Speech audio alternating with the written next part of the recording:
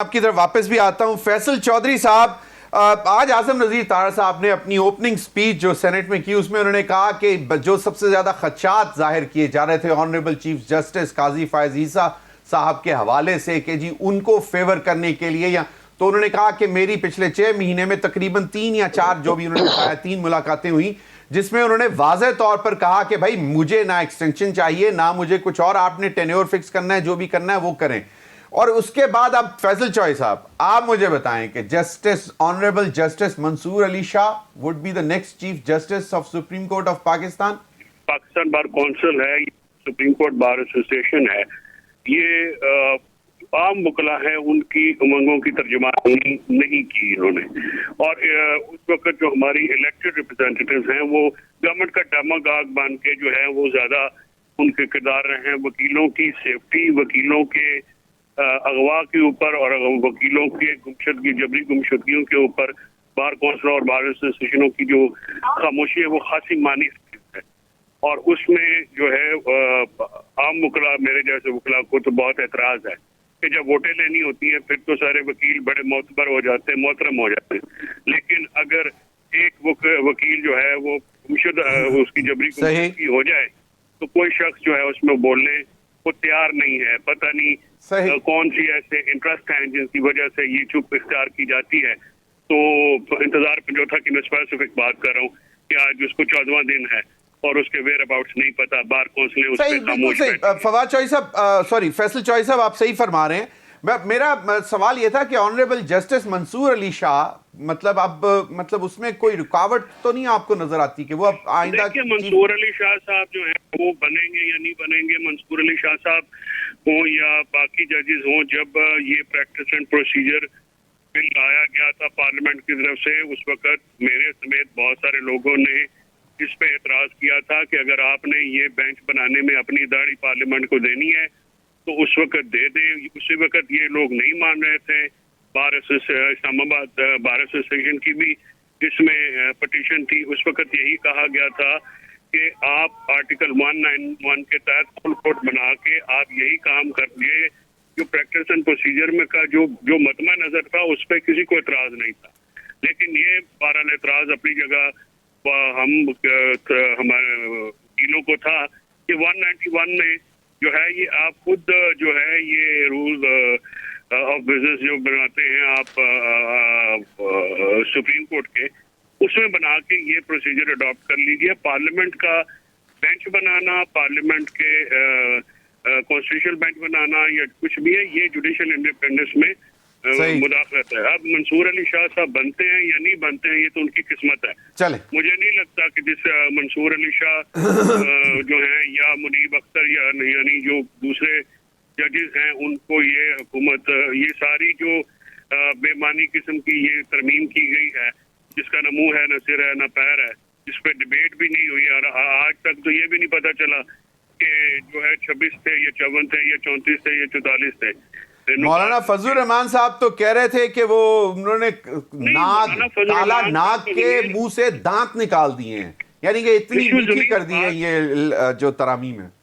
नहीं, बात यह है जमीर के आप ना, ये इसमें तो स्टेक होल्डर मैं भी हूँ, इसमें बार वकला भी हैं, उसमें साफी भी हैं, उसमें आम लोग भी हैं।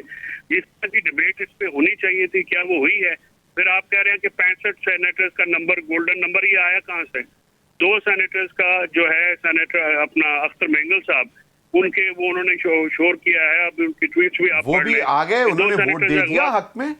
कोई जो है वो उसमें जो है नहीं थी कि अगर इस पे मजीद गौर व कर लिया जाता, कोई क़यामत नहीं थी कि 25 से पहले अपना इसको लाया जाता। आज मुझे अफसोस है वली खान और जुल्फ़िकार अली भुट्टो की औलाद ने उनके बनाए हुए आइन को तबाह किया है और उसकी शक्ल मस्क की है। चले, एक बेंच बन चुका होगा और वहां आपकी अपील लग जाती है।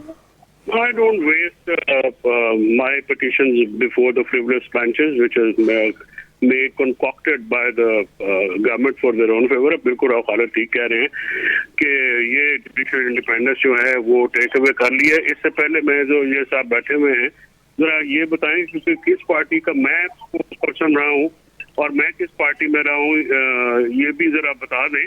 नेशनल टीवी पे बैठ के गलत बयानी करना कोई मतलब सेवा बन गया है लोगों का? कि मैं तो किसी पॉलिटिकल पार्टी का ऑफिस होल्डर आज तक रहा ही नहीं। सही। रिकॉर्ड अपना दुरुस्त करें और किसी की जब गुफ्तगू करते हैं तो फिर अगर आप फैमिली वाइज करनी है तो फिर मैं भी कर लूंगा। मैं भी ये सवाल पूछ सकता हूँ कि फिर कोई जो जज बनाता फिर कंफर्म क्यों नहीं हुआ, उसकी रीजन क्या थी। तो बहरहाल मैं जातियात पे नहीं जाना चाहता। सही। तो बात यह है कि इस चीज को जो ये आप प्रज्यूम करवा रहे हैं, पहली बात तो ये है कि ये असेंबली का जो मैंडेट है, आर्टिकल 40 ये फॉर्म 47 का ये मैंडेट लेके आए के बैठे हुए हैं। इनका क्या मैंडेट था कि ये आइन में तरमीम करें?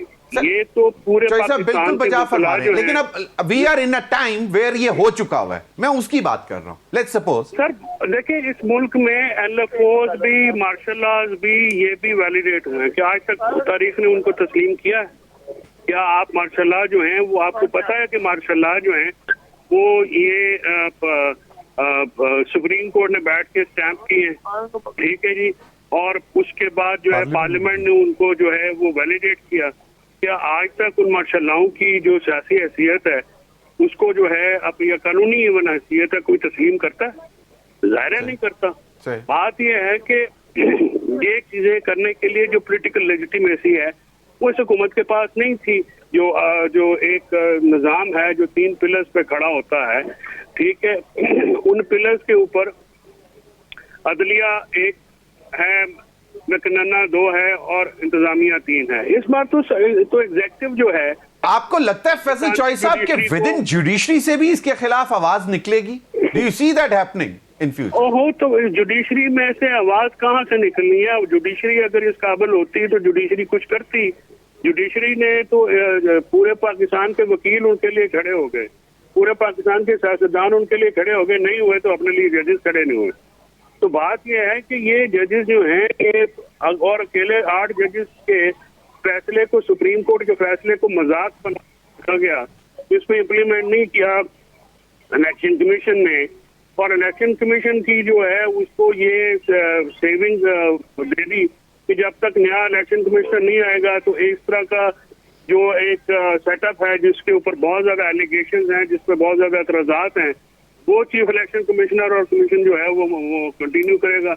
ना हुकूमत और अपोजिशन आपस में मामला तय करेंगे, और ना ये सारी जो एक है ना, इसको constitutional and legal fraud Faisal choice साहब 8 जजेस ने अभी दोबारा एक्सप्लेनेशन दी, क्लैरिफिकेशन दी और बड़े सख्त अल्फाज में, और इलेक्शन कमीशन को अगेन कहा गया कि जी आप जो कर रहे हैं ये ठीक नहीं है, हमारे ऑर्डर को इंप्लीमेंट किया जाए। इलेक्शन कमीशन, अब हुकूमत या पार्लियामेंट जो है वो अपना प्रेशर एक्सर्ट कर रही है इलेक्शन कमीशन पर, उधर से सुप्रीम कोर्ट ने भी सैंडविच बनाया हुआ इलेक्शन कमीशन को। तो डू यू सी आने वाले दिनों में, 25 तो अभी दूर है, कि ये कंटेम्प्ट लग सकती है कल परसों तरसों जब भी, क्योंकि अब तो फाइनल एक्सप्लेनेशन दे चुके हैं। सुप्रीम कोर्ट में जो जजेस आईनी बेंचेस के नहीं सरबराह होंगे वो तो ग्लोरिफाइड सेशन जजेस हैं। अगर ये इनसे आपने कॉन्स्टिट्यूशनल पावर्स ले लेनी है तो मेरी जान है तो फिर वही हो गया ना, जिस तरह के सेशन जज या सिविल जज है या मजिस्ट्रेट है, बैठ के पीले सुनेंगे और उसके अलावा वो क्या कर सकते हैं।